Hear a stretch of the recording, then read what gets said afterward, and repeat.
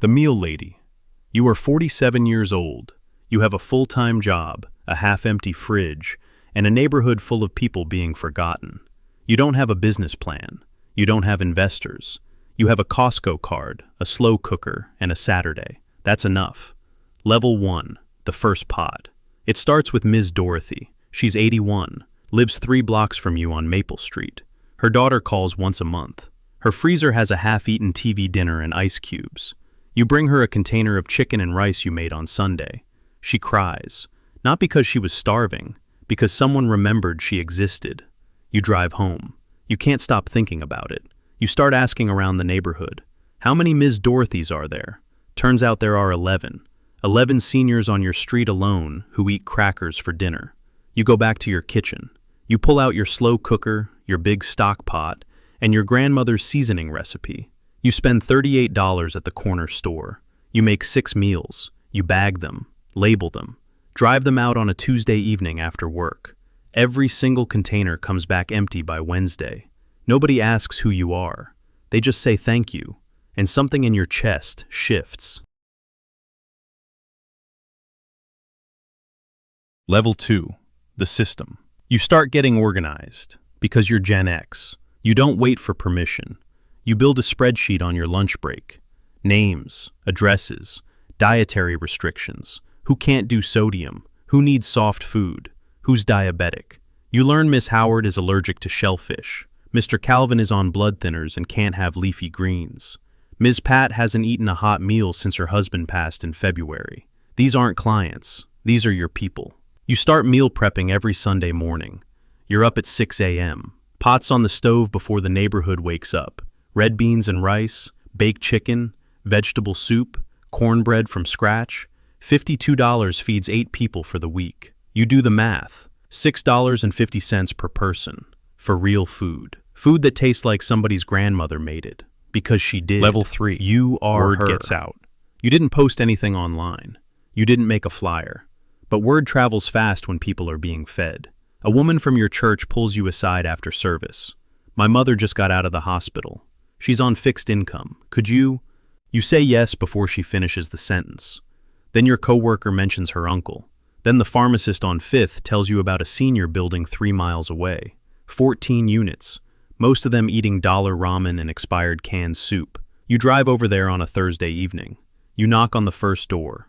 A man named Mr. Eugene answers. He's 76, wearing a cardigan with a hole in the elbow. He looks at your bag of food.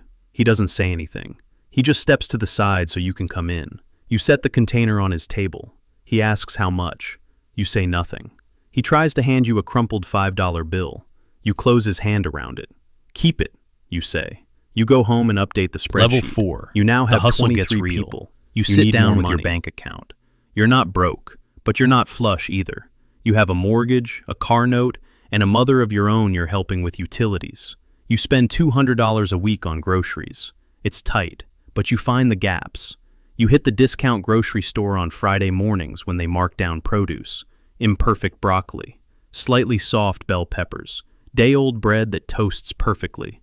You find a local butcher who gives you bulk chicken thighs for 79 cents a pound if you buy 20 pounds. You go to the restaurant supply store and buy industrial-sized containers of rice, beans, and olive oil. You start cooking smarter. Stretch the protein. Double the vegetables. Season it like you mean it. Your kitchen smells like a Sunday in 1987. You start leaving work at exactly 5 p.m. No overtime. No happy hours. You have people to feed. You label each container with the person's name. You know Mr. Calvin likes extra pepper. Miss Dorothy can't do onions. Mr. Eugene always wants the cornbread on the side. These details matter. Level 5. This is not a business The community yet, sees but you. it's becoming A something. local blogger posts about you. No warning, no permission asked. Just a photo of you carrying bags to Ms. Dorothy's door. Caption reads, "This woman feeds forgotten seniors every week. No nonprofit, no grants, just her." It goes semi-viral in your city. Overnight, you have 400 followers on an Instagram page you barely use. Your DMs fill up. Some people asking if you can help their grandparent. Some people offering money. Some people asking if you're a nonprofit so they can donate and write it off. You are not a nonprofit. You are a woman with a Costco card and a spreadsheet. But now you have to think bigger. You sit at your kitchen table at 11 p.m. The city is quiet. You have 31 people on your list now, and $34 left in your meal budget until Friday. Someone from the Instagram post sends you $50 through Cash App, then $20 more from someone else. Then a local barbershop owner DMs you. I want to sponsor a week of meals. How much? You calculate. $200. He sends it in 10 minutes.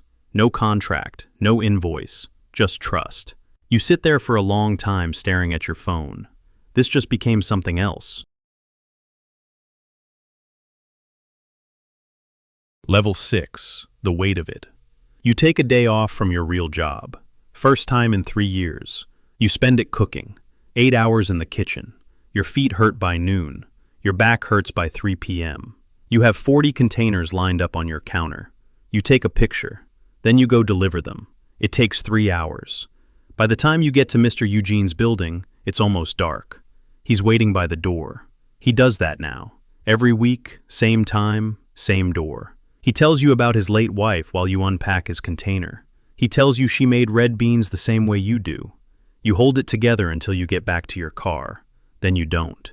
You sit in the parking lot and cry for 10 minutes. Not because it's too much, because it's exactly right. But at home, the spreadsheet doesn't lie. You need a real budget. You need a real structure. You need help. You open your laptop at midnight. You start researching how to file as a 501c3. You read about food handler permits, commercial kitchen rentals, insurance, liability. The list is long. The cost is longer. And your day job doesn't care about any of this. Your boss emails you at 7 a.m. the next morning. You missed a deadline. Level 7. The crossroads. You are standing in two worlds, a paycheck on one side, purpose on the other. Your coworkers ask why you look tired. You don't tell them you spent your lunch break applying for a community kitchen grant. You don't tell them you have 47 seniors depending on you every week. You don't tell them that last Tuesday, Miss Dorothy's daughter called you.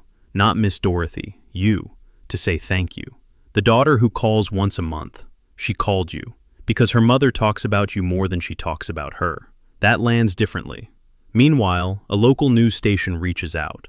They want to do a story. You say yes. The story airs on a Wednesday. Your phone doesn't stop. Donations come in. A local grocery chain calls. They want to provide weekly produce at no cost.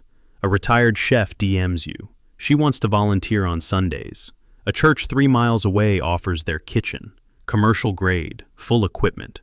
Free, as long as you feed their senior congregation too. You say yes to all of it.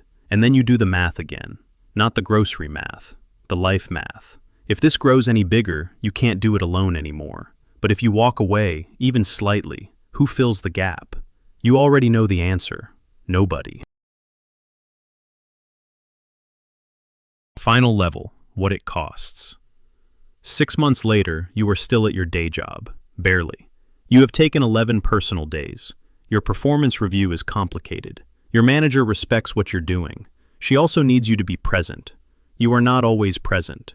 Your mind is on the grocery order, on the new senior who just moved to the building on Fairfield, on the volunteer who canceled last Sunday and left you and Carla short by 2 hours, on the $1,200 grant you're still waiting to hear back on Ms. Dorothy, who went to the hospital last week.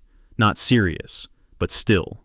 You visited her there. You brought soup in a Tupperware container. The nurse looked at you sideways. You stared back calmly. You are not moving. Here's what nobody sees from the outside. The nights you question everything. Whether this is sustainable, whether you built something you can't maintain, whether you are helping people or disappearing yourself. And then Sunday comes. Carla is already at the church kitchen when you arrive. Coffee made, pots on. She looks at you. You good? You tie your apron. I'm good. You're not always good. But you keep showing up. Because 62 people are waiting. Because Miss Dorothy asks about you when she can't reach you. Because Mr. Eugene stands by that door every week. And because your grandmother's recipe is in every container. And she didn't teach it to you, so you could keep it to yourself. This is not a fairy tale. This is a woman who decided $38 and a slow cooker was enough to start. This is what happens when one person refuses to look away. If there's a Miss Dorothy in your neighborhood, you already know what to do. Subscribe, share, comment below. Who is the Miss Dorothy in your life?